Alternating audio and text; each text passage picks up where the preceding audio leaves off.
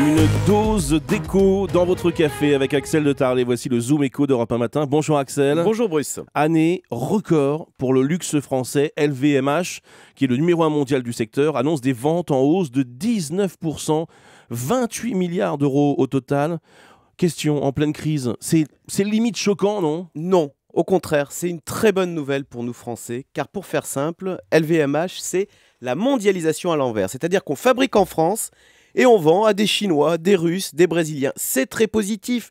C'est bien ce dynamisme de LVMH qui a permis, par exemple, de sauver l'an dernier l'usine Le Jaby, souvenez-vous, à Yssingeaux, Oui. en Haute-Loire, qui a été reprise par un sous-traitant de LVMH. Maintenant, en Haute-Loire, on travaille le cuir qui servira à fabriquer des sacs à main Vuitton que l'on retrouvera ensuite vendus hors de prix dans des boutiques à Shanghai, Moscou ou Los Angeles. Donc non, ce dynamisme du luxe, c'est très réjouissant et spécialement en pleine crise, à un moment où l'on doute de notre savoir-faire, de notre compétitivité, eh bien on a là ce secteur, le luxe, qui est l'un de nos points forts dans la mondialisation. Oui, enfin, le luxe, ça reste un micro-marché. C'est pas ça qui va relancer l'économie française. Hey, détrompez-vous, on peut appliquer ces codes du luxe à bien des secteurs. Regardez, LVMH est devenu numéro 1 mondial des cosmétiques en vendant des shampoings, de la laque, donc des produits ordinaires, mais très chers et partout dans le monde, en surfant sur cette image de la parisienne chic.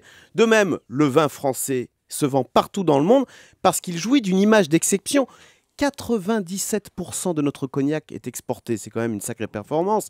Le luxe, c'est un filon fantastique pour nous Français et Bernard Arnault l'a particulièrement compris. Ah bah tiens, justement, ça va pas l'empêcher, Bernard Arnault, de demander la nationalité belge. Oui, alors c'est pour organiser sa transmission, mais vous avez raison, et c'est particulièrement navrant, parce qu'on le voit, le succès de LVMH tient certes au talent de son patron Bernard Arnault, c'est incontestable, mais il tient aussi, on l'a dit, à l'image de la France, à l'image du luxe, de Versailles, de la Tour Eiffel, parce qu'un sac à main Vuitton qui serait non pas made in France, mais made in Belgium, fabriqué en Belgique, eh ben c'est moins glamour, c'est pas sûr que les Chinois s'arrachent la mode belge. Donc Bernard Arnault ne peut pas d'un côté profiter de cette image de la France pour vendre sa marchandise et ensuite se revendiquer belge quand il s'agit de parler patrimoine ou fiscalité.